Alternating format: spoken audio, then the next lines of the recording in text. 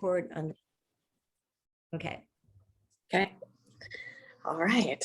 All right. So you want to explain to me a little bit, Lauren, about your quantum biomagnetism, how it works, and how you help people through this process?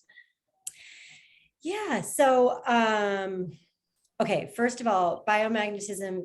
So I'm working in like the quantum field, in the field of everything, because everything is energy, and I'm working with quantum principles.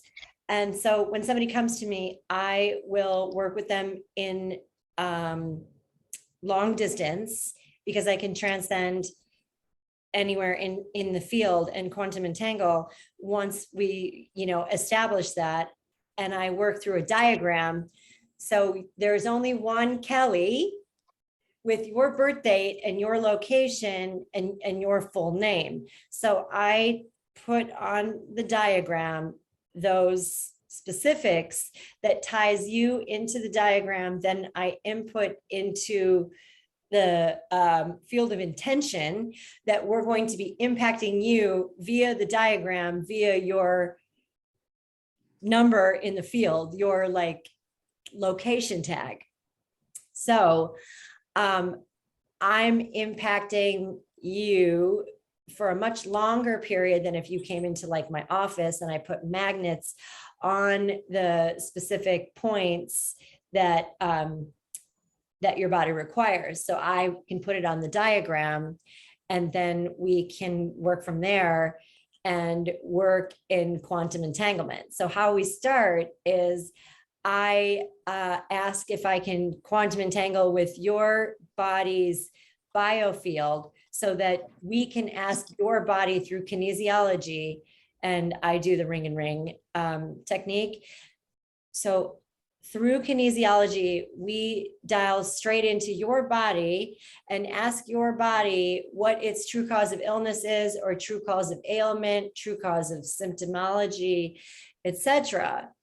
So it's kind of like we are entering this sort of like forest of investigation that is the field of your biofield, that is your body, allowing your body to guide us through to say, this is in the order of operations, this is what I need to be handled first, second, third, fourth, fifth, in terms of your immune system, because your immune system has an order of importance. If you're like running, I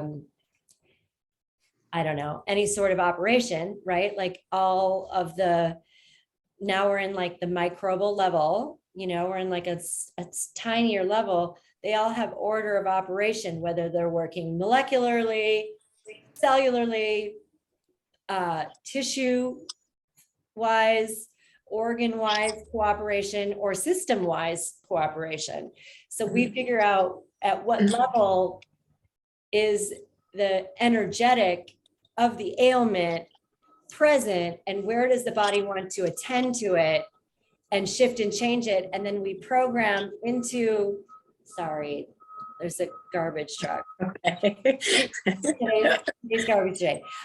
We program into the field like a reprogramming, or we impact it with magnetic torus fields to balance out the pHs and to shift the information and the coding in the DNA, because we're dealing with like things kind of at like the DNA neurotransmitter level. Does that make sense? Yeah. So is it kind of the same as epigenetics? So changing the DNA expression? Yes. Yes. Yes. And so we can go into like your memories that you are working on for your lifetime are a collection, but then you also are entangled.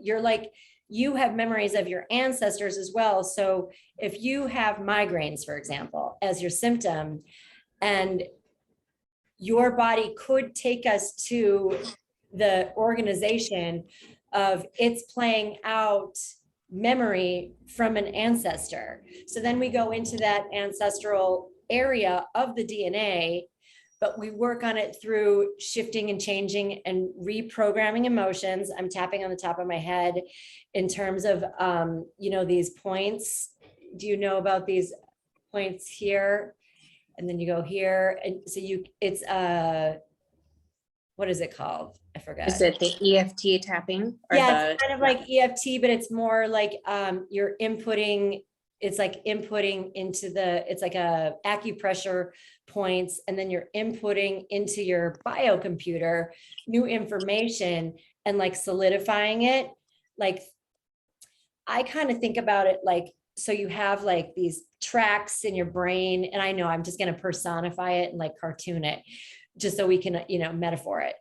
Like, you have these tracks in your brain of like, okay, every day I get a migraine, or every day I'm angry about something in my life. And it's like this track in your brain that's like a loop. And so we can break the loop by working on these points and breaking the electrical, it's like breaking the electrical connections and reprogramming into the biofield a different response to habituate a new way of thinking, so you can start on a new pathway. It's not magic. We have to do our work, but then you can start to rearrange your body's like knee-jerk reactions. Do you know what I'm saying? Yeah. So when you talk about an order, a hierarchy, what sits at the top of that hierarchy? It could be different for everybody, because you could come to me and say, my liver hurts. Or no, let me come up with an example that I experienced. Somebody came to me about like their attention issue, an attention focus issue, like ADHD style stuff. And the body went straight to the liver and straight to stored emotions that are like coded in it's like a frequency, like a vibration. And so the body established its own order and said, you know what, we can't deal with the ADHD first. We have to go to this. And then we've got to go here, here, here, and here. And then we can get to the problem. But we've got these pressing things that are adding into it. And it could be nutritional imbalance causing mental, focal disruption, or, mitochondrial dysfunction, if you're like your liver, could be, it's all tied in physiologically too, right? So it could be like dysregulated metabolics that cause emotional stress. And so the dysregulated metabolics, starting in the organ that is a collection of molecules, collection of cells, collection of tissue, now it turns into an organ, scales, right? We need to deal with the vibration here so we can work up to why it's why it's expressing itself in the field. Yeah. So if it's a little bit different for everyone, what is your approach to healing it or addressing it? I'm the witness. So let's think about quantum physics principles as well. I'm witnessing. So I'm taking you to the wave and we're looking at the particles together, and then you're shifting your perspective and I'm witnessing it for you. Where together we can create and manifest reality. So as a healer, I'm not healing you, I'm witnessing you, and I'm guiding you, and I'm making connections for you so you can form new thought processes and new connections, so that when we tap into this biofield, you have like a jumping off point. So then you can start working on that new connection, because you're like, aha, I never knew that it was connected to my great grandfather's house fire. You know what I'm saying? Like some trauma that got lodged into the DNA that was passed down through the generations. And now you're experiencing whatever, a migraine or some sort of habitual symptomology. I mean, if you're experiencing a symptom, the definition of a symptom is it's going to be a little bit habitual, right? Or it would be a symptom.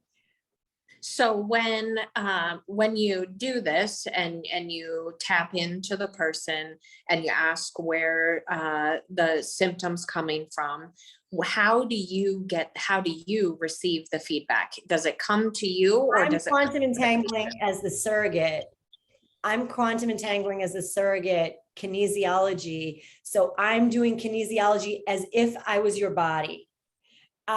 You give me permission. Can I muscle test for your body? And then I set up like an infinity loop, like where I set up, I intend and I create the quantum entanglement.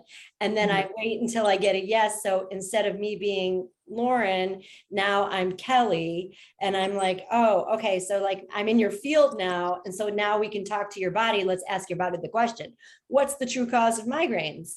And then if I say true cause of migraines, now I'm getting a yes, that means that the question is on the table. And then I say, does it have, should we go in this direction? A biomagnetic pair?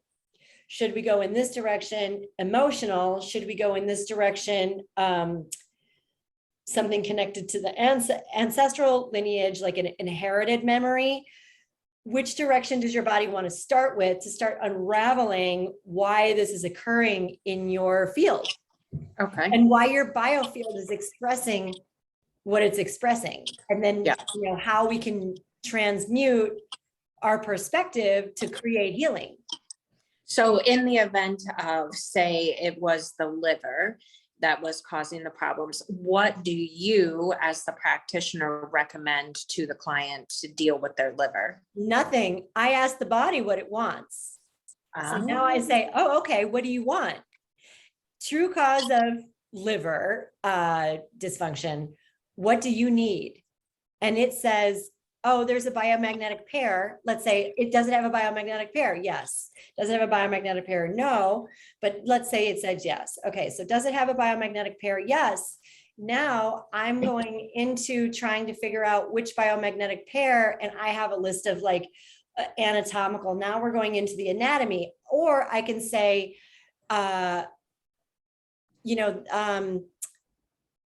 give me the resonance of the most alkaline spot, because they're in these resonances. It's like fields of information are held through resonance. So you're going to have an alkaline spot and an acidic spot that are like working together, creating this frequency. So we find the most alkaline spot and the most acidic spot in your body. And I know my anatomy. And so I say, is it in the head? Okay. Is it in the brain? Is it in the neck? Is it in the front? Is it in the back? Your body is, I'm being guided by your body to say, where is this most alkaline spot that needs to be impacted by a magnetic field to neutralize it. So the pH can go into like more neutralization, and then we can see what emotions are stuck there and work on repatterning them. Okay. And then how do minerals come into play in all of this? Because you're pretty mineral focused, especially in the copper to iron balance or dance that they do. So how does that impact someone's, what you say, their liver or stuck emotions or something like that? So the mineral stuff is when I'm in biomagnetism mode, minerals are a bank of information that I can draw upon. Okay. When I'm in the mode of focusing on your mineral balance and how to manage, like if it's sort of like two different sessions with me. I have two different like modalities that I work with, but both of them inform each other, because in my mineral balance sessions, we're going to have to deal with your emotions and stress levels, because minerals are run by the emotions and stress levels, and at like the enzymatic level, right? And then if we're in a biomagnetism session, I'm going to be like getting information of like, oh, it's in your liver. And then I can sort of figure out, oh, maybe you need to balance your ceruloplasmin a little more in terms of, asking how that factors in Does that make sense? So it's like two Yeah. different modalities, Okay. but they inform each other, in my opinion. And the reason why, another reason quickly why they inform each other is because what I'm impacting when I say, does it have a biomagnetic pair, are pathogenic equations that are out of balance. We are microbes. We have E. coli. We have all sorts of parasites, viruses, archaeas, fungus. We have viral expressions, which are exosomal, sort of like detoxing, right? Like, and they're very connected into the emotions, and like wherever there's a virus, there's a fungus, wherever there's a bacteria, there's a parasite, and we're made up of them. So we're not going to get rid of them. What they do though, is sometimes they go out of balance and they create equations that are imbalanced equations that cause symptoms. And they feed off of mineral dysregulation. And right. So they, in one dimension, because it's all multidimensional in this like quantum world, right? So they feed off of mineral dysregulation, like iron in the tissues. Now they're like, awesome, we can be out of balance. We can build this totally out of balance neighborhood. We can have sandwiches at this sandwich bar in our neighborhood, and we can just completely just run amok, right? And so what we're trying to do is shift and change those fields inside so that they get back into balance and they are not making harmful relationships.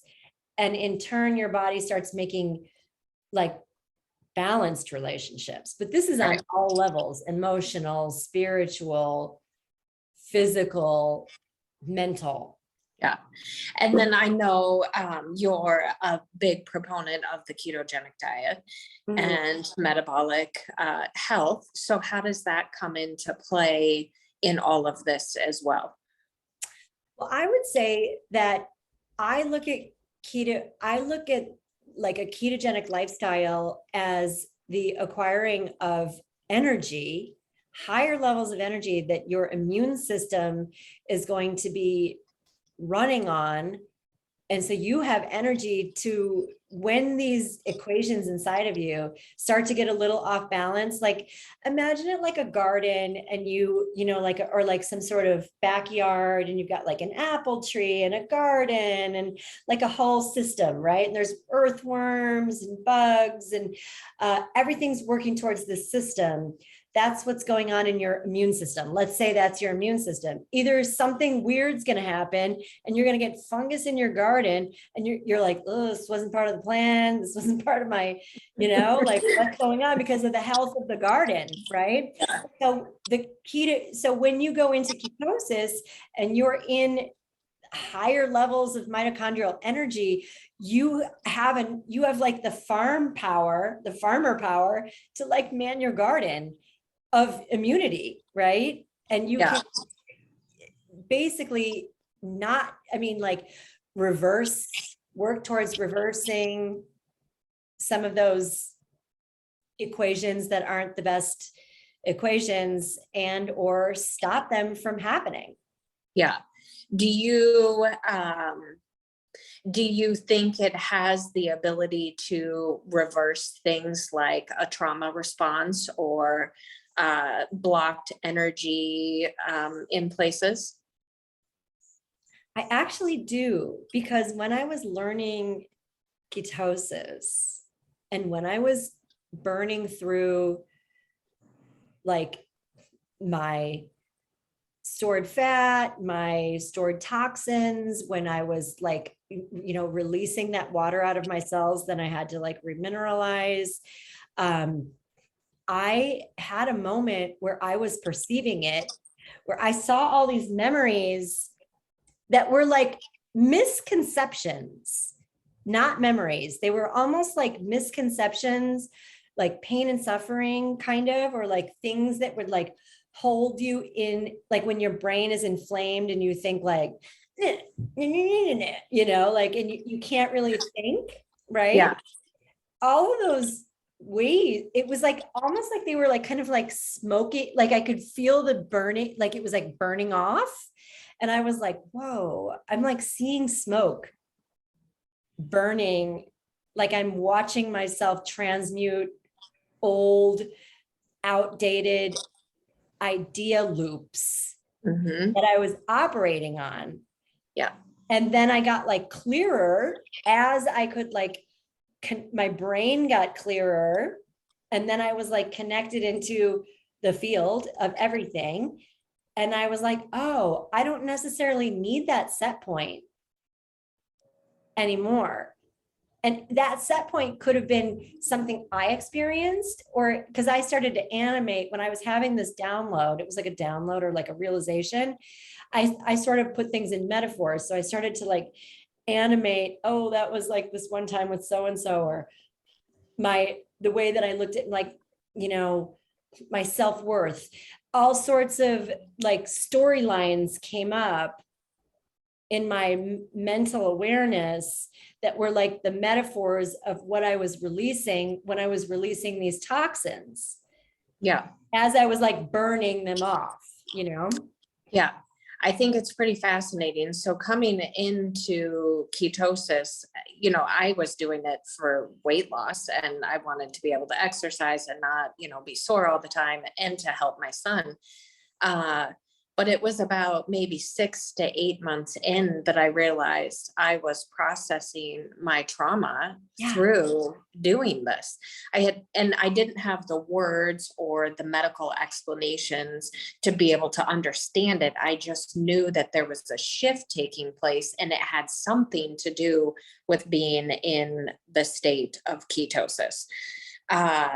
And then, of course, the more that I've learned and I've studied, understanding that shifting your metabolic energetic state has the power to shift your parasympathetic nervous system and you know, restoring the cellular mechanisms in the mitochondria and just shifting all this stuff, then it really made sense what was happening. And then understanding the trauma response on the mitochondria. And I was like, wow, this is powerful. This is something big in the world of healing trauma for people. Yes. Nobody ever talked about switching your metabolic, you know, flexibility or your metabolic state Yeah. to heal your trauma. I went to talk therapy for 25 years and never got anything out of it. Yeah, because if your brain is still Probably- inflamed, you're just going to sort of loop again and loop again, because it's like imagine your microtubules and you're trying to get the information and they're like, this is talk therapy. And you're like, I'm sorry, what? I can't hear you. But if they clear out, you're like, oh, I get it. I get it. Right. Yeah. And plus the mitochondria are the sensors, and Yes. there are sensing organisms. They're like control panel central.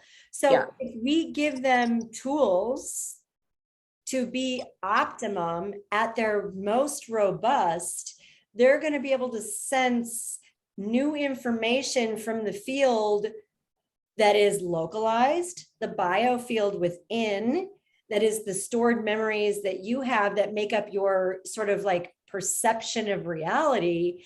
And then they're also going to be able to perceive going all the way out into like the far depths of the field, if you want to put it in that sort of metaphoric direction, meaning they're perceiving light and you're having a conversation with light. And then the light in your cells, in your mitochondria, are having conversations with your levels of information, molecules, cells, tissues, organs, systems, not in this physical body, but then also we have this emotional body, we have this spiritual body, we have like these auras of beingness that are bigger than what we just sort of see here. And then as big as it goes out, it goes little. And then each one of our cells and mitochondria have their own levels of expression.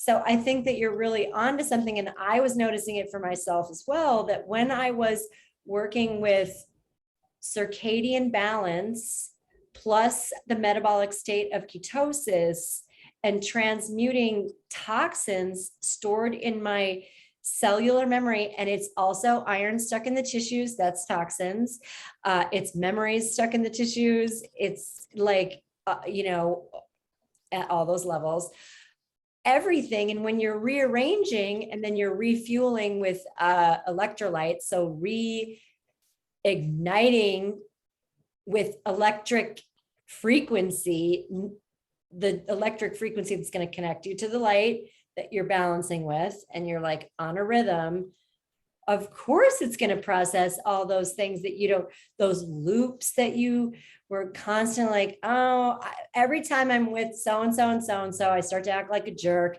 And then they get mad at me and we get into the same argument because you're not aware, because you're like, your microtubules are like, hello, you're getting in the same argument. And you're like, I don't understand, until you can like see it. And then you're like, oh, I don't want to go into this argument anymore. Yeah. It's pretty fascinating because you bring up the relationships or with how you interact with other people. And that's one of the first things I started to notice, is that I could be around other people and not be impacted by their energetics. I could hold my own and not absorb what it is that they were putting out. And therefore, that allowed me the mental capacity to improve those particular relationships, because I wasn't just sitting there absorbing everything that they were throwing out. It's hard to explain to people how being in a state of ketosis is more than just a weight loss thing. It's more than just, even healing anxiety and depression. There is such a depth to this way of living and eating and connection with the sun that has such a profound impact all the way around.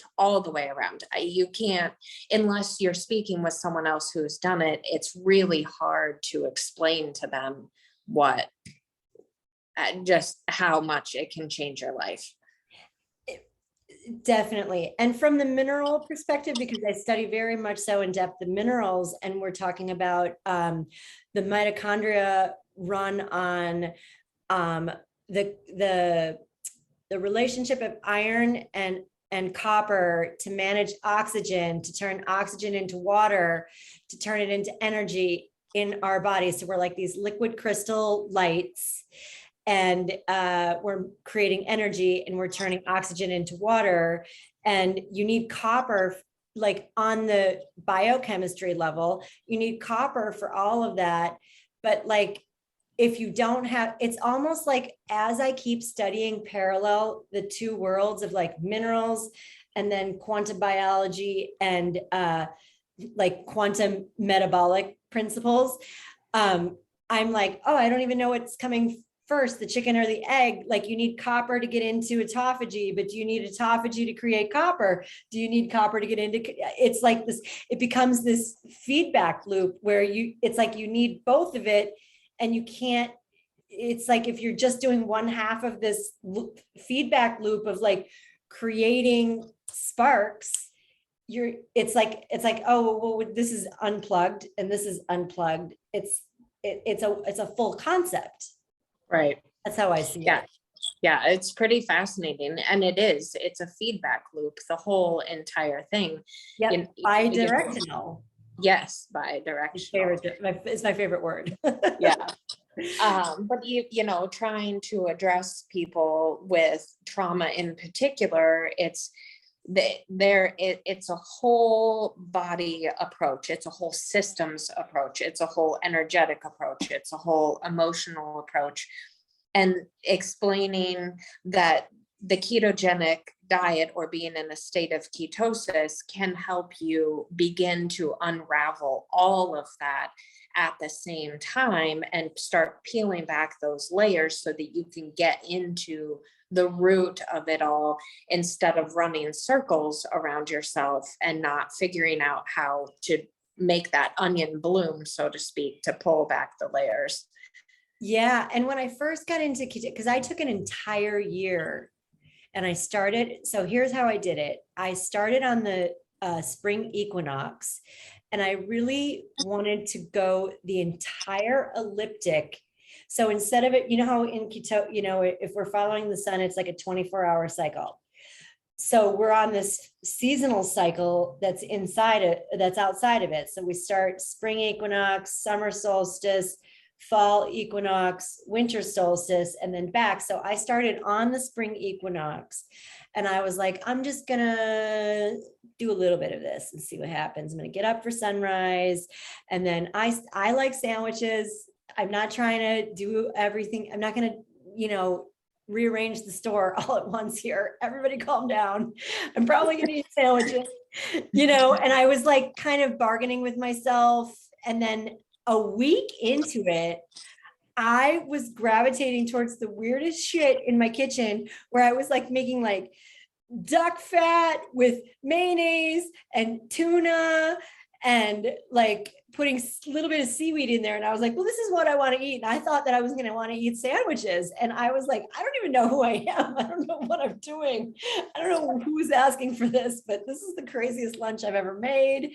And it came out of like me looking for stuff in my kitchen. And then I started to like only crave fat. And then I started to transform, and I waited. I was like, at some point, I'm going to want a chocolate croissant, but I'm not at that level metabolically. I have a lot to heal. Yeah. Because I was so sick. And I'm still healing, and I'm still healing my energy. I mean, I had like a hemoglobin of a 2.6 for like a year. And I just was like walking around, and everyone was like, why is she still alive? And like the level of lack of energy, I can't even describe it. It doesn't even fit into words that the English language has. But anyway, so I had a lot to heal. So I had to go slow, but I took this entire year, and I'm going to bring it back to the point of what you just were saying in terms of like, while I was in the midst of this, and I started just, it was like more fat, more light, more fat, more light, more energy. Oh my gosh, I feel like I'm like in the backyard, and I'm not in a trough anymore. This is so great. I'm like not hangry for the first time in my life. And I noticed my relationships where everything started to get a little ho-hum. And I felt kind of weird about it, because I was like, am I just kind of like, yeah, I just kind of would witness them and their spin outs. And then I just would be like, okay, and not engage in the same ways that I used to engage. And I felt a little bit like I wasn't like doing the relationship full blast, because I wasn't in that like drama I was used to. And I felt like I was like I kind of was like, am I just like being a weirdo that wants to be a hermit? Like, I don't know, it's so strange, but I just feel so neutral about everything, and I just can't get involved. I just can't. I'm just like, okay. And just sort of letting it be new. And it was like I had to get used to that feeling. And I was in awareness of it, where I was like, wow, I feel really like flatlined about my relationships, instead of so like spicy and like, oh yeah, blah, blah, blah, blah, blah, like I didn't have any of that energy. Yeah. It's an interesting, it's an interesting way to live, for sure. And then there have been times since I began this whole process that I've, gone on a vacation or gone somewhere and decided to, indulge or eat outside of this realm. And after a very short period of time, sometimes it's after one meal, sometimes it can take a couple of days, but it starts to come back. It's a little bit of anxiety or moodiness or snappiness or. Oh, interesting. Yeah. So that tells me, in my opinion, that I still have more healing to do, which is totally makes sense, because, I had complex childhood trauma, and then I, struggled with alcoholism and smoked and all of that stuff for years. So it's not going to just be a 1-year healing journey, 2-year healing journey. It's going to take me quite a while to get everything back in balance. But yeah, I can tell. And there's certain foods or certain things that can make it worse than other things. So yeah, this is the life for me for this period of time, for sure. Yeah, I did everything intuitively, and I was like, I think I need, before I start having like a chocolate croissant or whatever, pizza, those sorts of like very carb based foods, I have to solidly build this foundation.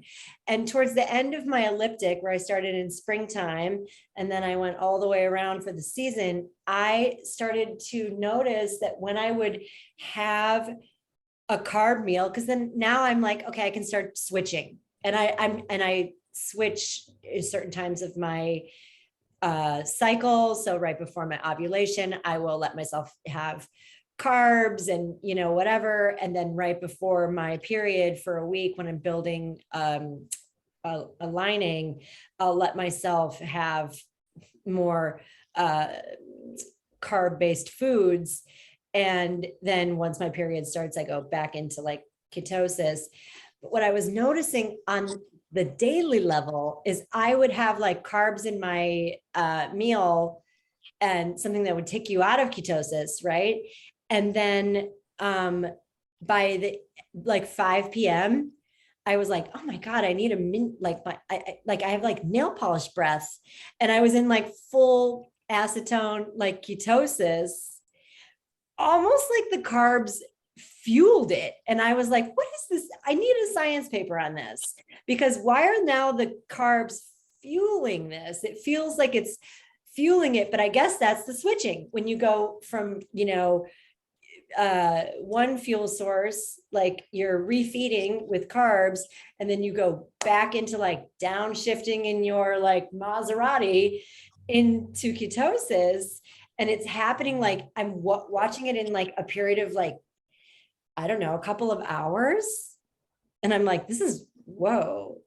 And I'm kind of like on little chats, and I'm like, is there a paper that I can read about like carbs actually pushing you into ketosis?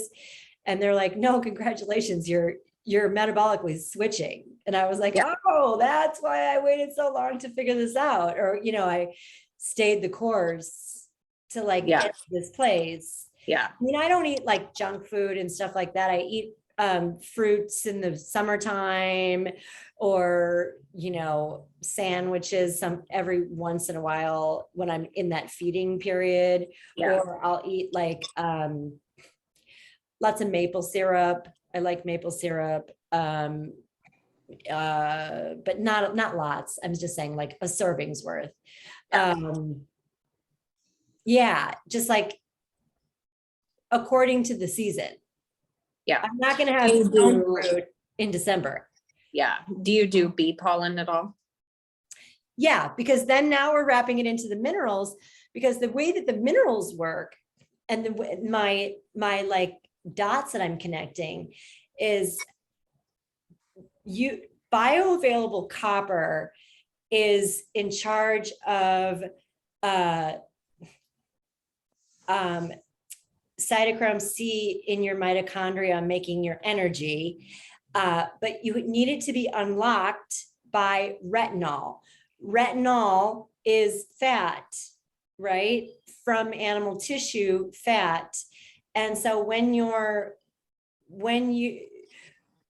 eat retinol, you then are able to support your ceruloplasmin in your liver, which is the bioavailable copper that's on the go, right? And mobilized bioavailable copper, and then it chaperones iron, so iron doesn't get stuck in your tissues, reactive oxygen species, inflammation. It's all the same language. It's the same thing, right? So there's, I practice the root cause protocol, and Morley Robbins is my mentor who has taught me about the minerals. And it's like when I hear the quantum biology and the light and the, light and ketosis people talking, and then I hear minerals talking, I'm like, you guys, it's the exact same thing. It's just two different ways to look at it, but you're going nowhere with this list of supplements unless you have the key ingredient, which is light. light is going to activate it all. Light activates it. It activates the fat, which activates the bioavailable copper, which chaperones the iron. Then the bioavailable copper turns your oxygen into water, makes it easy water, exclusion zone water. And then now you're a liquid crystal and you're a bidirectional relationship with the sun, and your mitochondria are making more energy. It all fits together. So the bee pollen is giving you the B vitamins, and it's also giving you the bioavailable copper. Yeah. Fascinating. It's all so fascinating. I love it. Yeah. So you know what I was thinking this morning is I'm going to get into some like taking royal jelly, because it has B2, B3, niacin, and all the B complexes. And then it also has folate or folic acid, which is a natural one. I always get these two confused. I think it's folate. So it has folate in high amounts. And so instead of taking a synthetic methyl B group vitamin, which I'm not into synthetic vitamins, I'm going to take the bee pollen or the royal jelly as the fuel. I guess I didn't know that about. I mean, I don't know about the levels though. You're probably taking if you're taking a vitamin, synthetic vitamin, it's like higher levels, Yeah, but is it all being digested or utilized or right? You never know. I mean, that's the problem with the supplements is you can get on this kick of supplements, but it's like how you have no idea, even if it's a good quality supplement, how much your body is actually absorbing and utilizing as opposed to a whole food source. So, yeah. For sure. And back to the biomagnetism, what we're dealing with with trauma, that's sort of like, to me, healing is yes and. It's a yes and sentence. Like if you say, should I do this and this to get healed? And I'm like, yes, and yes, it's not one thing, because we're multidimensional beings and we have to work on our emotional state, our physical state, our mental state, all of the different states. And so the biomagnetism works with like vibration and like the programming language that is the neurotransmitters that witnesses the event or the memory, then puts it into, like stores it. And it's like, it becomes the order of information, because we're just information. Light is energy and information, I guess, and time too. We can't forget that, but light has a dimension of time. But anyway, the order of information, it either is establishing balance or unestablishing balance. And so if we go into the vibration via the emotions, emotion, it's in motion, and we can work and transmute and work on like the coding, and like the DNA molecule is like it's like the computer chip. And then the trauma is like the error in the software. And so then we can go into that error of the software through the DNA to like work with the information so that it's recoding in balance rather than imbalance. Yeah. Because you do have the, like, when you have like error, right? It causes imbalance. Yeah. And that is through like witnessing like some sort of like scary thing, or I don't know, 3 grandmas ago witnessed some scary thing that's still playing out. Yeah, it's pretty fascinating. I was just talking to someone else about all 3 of my children. So my oldest child isn't my birth child. He's my husband's from a previous relationship. And then we have 2 other children together. But all 3 of them, including my oldest son, were born with the same red strawberry patch in the exact same spot on the back of their head. And I didn't give birth to my first one, so it didn't come from me. Something came from my husband that is being passed down to all three of them. And I haven't figured it out yet, but I'm on a mission. Oh, interesting. Well, something meaning, yeah, you know, quite a bit of, I mean, the mitochondria are like our mother. We get it passed down from our mother, but then we do get our father's memories, our lineage, you know, that lineage, we do get those memories too. They factor in. I mean, they have to. If you're opening up a, you know, a Portal, microscopic, black hole. yeah, black hole from like the merging of the two, then it's going to contain the information of both. Yeah, I think so. And then when we started this healing journey for my oldest son, because he has Tourette's and some other things, we saw, do you know who the brain guy is? He's out of Australia. Yes, We yes. saw him and had some generational trauma stuff done on my son. And he confirmed that there was stuff being passed down from my husband's side of the family. In fact, his grandpa had some stuff that my son was absorbing. So we were able to clear that for him. And then Scott Robinson, the brain guy, had said he didn't see my two other children, but he said my daughter also was carrying some of the same stuff. And I thought that was interesting, just interesting how I find it very fascinating. My brain can't wrap itself around it entirely. I get it. I understand it, but there's still a part of my brain that's like, oh, that's hard to understand.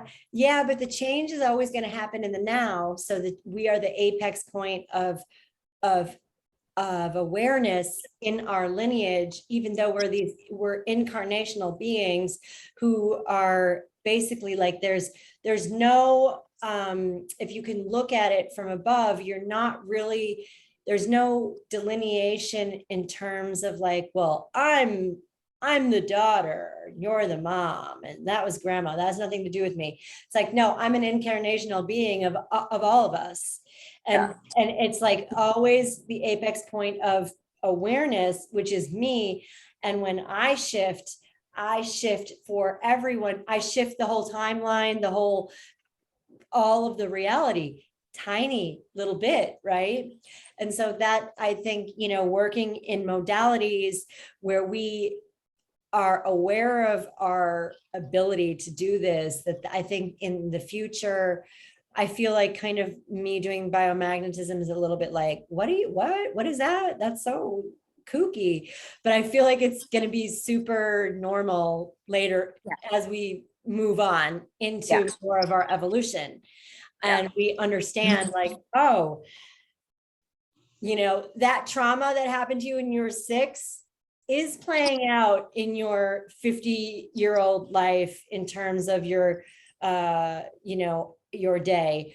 That trauma that happened 3 generations ago that you took on as like the same thing that you took on green eyes, you took on those memories. That is happening, and we can transmute it by witnessing it and shifting it in the wave of potential from that one particle to another particle to what we want. Yeah. So when you talk about generational traumas, do you think that they repeat themselves in the sense of like, say my grandma was sexually abused, then my mom would be sexually abused, then I would, even though as a child, I didn't go out seeking someone to sexually abuse me, but that's how it plays out, right? Yes, Well, there's 2 aspects to it, because sometimes in the incarnation, it's your job to like, you know, if you hear of this, you say, you know, you hear of like my mother, for example, was like, I didn't have the best childhood, but the buck stops with me. I'm going to give you kids a good childhood. So there's like that conscious awareness where it doesn't play out anymore. So I didn't get the same abuse in that area that she did, because she consciously was like, I'm going to do it differently. And I'm going to shift our lineage into evolution, right? Because we're evolutionary beings as well. So there's that level of shifting and changing in the upward spiral. As we loop, we we, I mean, think about how things travel in space. We're doing that too. So there's that. But then there's also, like, for example, my grandmother suffered unrequited love from my grandfather. And it, like, to the point where it was like, we have to, give this baby up for adoption, blah, blah, blah. Very big traumas, right? And I played out most of my adult life having like the most unrequited love. I'm like, this is so weird. Where's it coming from? I'm like, oh my God, Yeah. not even me, not even my story, so then I'm working on transmuting that story so that I don't have to have that loop where it's like, I'm not evolving. I'm just going around and around and around. And I'm like, what is this? I don't even know what I'm doing. This doesn't even feel like it's me. And then, I can then go upward and travel into like expansion by shifting and changing it through the modality of, biomagnetism, helping me to do that, being like, where are my agreements and where are these neurotransmitters creating this vibration that's going into my DNA molecules that are,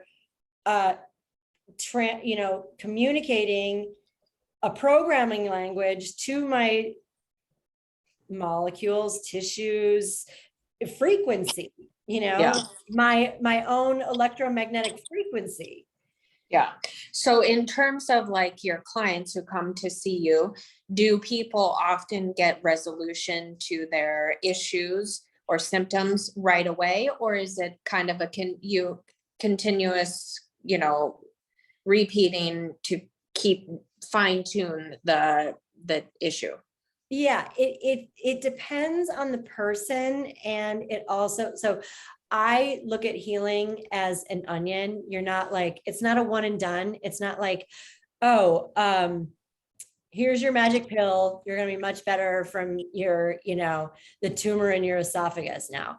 You know what I'm saying? Like, and then or we live in a quantum universe and that could possibly happen. That's not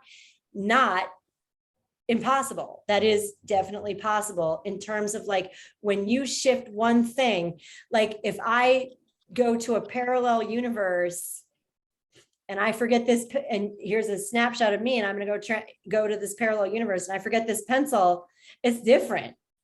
Meaning everything's different because everything reverberates. I mean, I know that's a simple kind of way to look at it, but it could be instantaneous, or it could need, your body could need to like first do this layer, then do this layer, then do this layer, and then retrain the neurotransmitters to not have that habitual response. Yeah. Do you find that it eases faster with people who have a more positive approach, or believing like, I am, they've built that bridge, they see themselves well, they're ready, there's no resistance, they're doing it. Does the healing process happen smoother or faster for people like that? I would say that so this is my approach with like all of my clients, whether I'm doing mineral balance or I'm doing biomagnetism. You're the CEO. I'm a guide, and I'm like a trusted person that you're hiring on your team. And so is your doctor, and so is your other health coaches, and your acupuncturist, whoever you want to put on the team of the business that is you. But the business is going to thrive if it has a good CEO that knows what he or she is doing. If the CEO is ho-hum and like, I don't know, we should outsource that. Well, then like the productivity, I mean, like I'm just using metaphors. The productivities of that business isn't really going to be amazing. So yes, the answer to your question is yes. When somebody is in the game, they're wanting to work with every single choice that they have on the daily, on the moment to moment, on the weekly, all the levels of time, you have to be a good pilot. And what is flying a plane. It's adjusting the levels. All you're doing is adjusting the level. You're not like it's not like driving a race car where you're taking corners and whatever, performance driving on a mountain. It's like driving a plane where you're like, whoa, we gotta even out. Okay, ooh, let's adjust the levels. Every second of the day, what choice you're gonna make? You're gonna go towards health, or you're gonna go walk away from health, and as you use these modalities, because every good CEO wants to have really great people on their team to advise the project. You're the project, right? You have to be like down for the project as the CEO, ready to step into your sovereignty. Yeah. Of making it be first and foremost. When it doesn't work is when somebody wants to come to me and have a session and then wants me to like perform magic on them. And then just, so now I'm like some sort of magician that's trying to like do something for them, but I'm like not a magician. Yeah. And then they're like, your shit doesn't work. Right. And I'm like, well, you didn't participate, it only works how you want to participate. It was the same with like mineral balance. Like, I can't balance for you. You're going to have to like I put together a whole list of what you're supposed to do. So go do those things, If you don't do those things, it's like with Reiki, you hear people say, oh, I didn't feel anything. I didn't get anything. I'm like, it's your mindset. That first time I walked in, I told myself I was going to just stay open. And then I felt these little sensations and I was like, what is that? And, and I asked the lady and she just smiled and, whatever. And so then when I went back and had more sensations and like powerful beating behind my eyes or coming out of my forehead or like jumps in my liver, then I really questioned her. But the power, it's believing that you can, it's believing that it exists. It's believing that healing is more than just possible. It's it's there and you just have to step into it.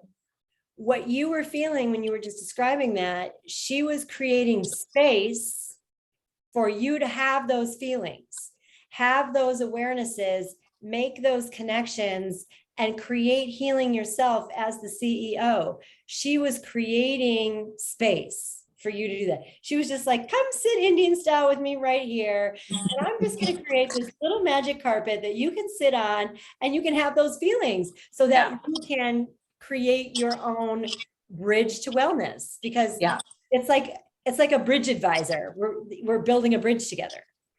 And certain energies with particular people, like I have gone to Reiki practitioners and I've had Reiki instructors where certain ones we don't have an energetic match, I guess is what it is. Whereas others, we have a very powerful energetic match and our energies bounce off each other or, create these vortexes. And I mean, I've literally felt like I was spinning in a room with a particular person.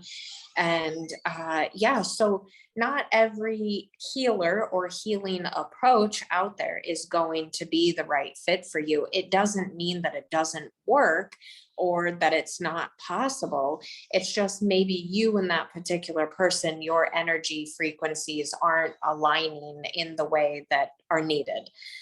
Doesn't make one bad or good. It's just not the right fit for you. Exactly. I wholeheartedly agree, because at the end of the day, it is all frequency and it's resonance. Yeah. My tenets of healing are, balance, nutrition, and coherence. So resonance and coherence are kind of like interchangeable words, I would say. I mean, to a point, but they have their own definitions. But that coherence, if you don't have coherence and you're not in coherence, then it's just that coherence is what you're striving for, as like it's 1/3 of the equation, in my opinion. Yeah, I agree. Yeah. Awesome. I appreciate this. Yeah, it's so great to learn a little bit more about what you do and how you help people. And it's really because I can help my clients from a nutritional aspect and an Yeah. emotional aspect to a certain degree, but having other people that I can say, hey, you know, this person, Lauren, might be able to really help you kind of dial it in and see where this particular issue might be stemming from. So yeah, I think this is great. My languaging with the body. You know, like I'm not psychically figuring this. It seems like I'm psychic because people are like, oh my God, that's so amazing. You know, I'm like, I'm talking to your body. Your body is straight telling me. Like we're listening to your body and your biofield. It just feels like we're far away, but we're not, because that's not how this universe is built. You know, it doesn't really matter. So yeah, it's like from the body. Well, awesome. I appreciate it. Thank you so much. Yeah, this has been a great discussion. Yeah. Okay. Cool. So how do people like to get in touch with me? You can go on my Instagram and I have a Calendly, and then you can DM me, and website TBD. But for now I do Instagram and DM. And how do people get in touch with you? Just through Instagram. So same thing. Yeah. I don't have any of the other stuff. I'm not. Yeah, then we'll link it in. We'll link it below. Okay. The information. And yeah, this has been a wonderful conversation. Yeah, I appreciate your time. Thank you very much. Yeah, thanks for listening and asking great questions. Yeah. I'll leave it with one more thing. What I was thinking about today is like, when you're trying to get answers, you can't ask for an answer. You have to ask for a question. And in asking for the question, you allow the transformation of your own ability to find the answer, to find your question. It's all about the questions that you ask to find information. Yeah, that's powerful. I like that. Yeah. Yeah. Awesome. Will you enjoy the rest of your day, Lauren? Thank you so much. You too. Okay, let's see.